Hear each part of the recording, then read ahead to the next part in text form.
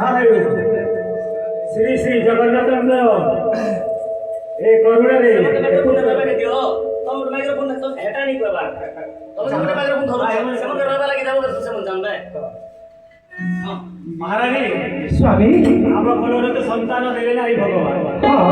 आज सेही संतानटा आम कोलको पुणी पुणी आसी स्वामी सेति भाई श्री श्री सेही जगन्नाथ जगन्नाथ करुणामयी मधुसूदन हरि को प्रणाम स्वामी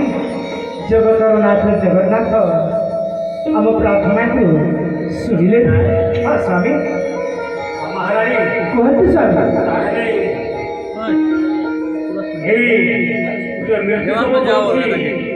से सबटा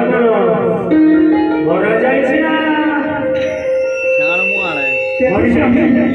मृत्यु सब कहार किंतु मु जानी पारिबी ना आपण देखो ना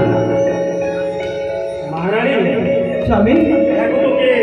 मारी देछि ताहले एठाउ विलंब करबार नाही मारी देछि स्वामी ताहले एठु हमें शीघ्र चलछि स्वामी चली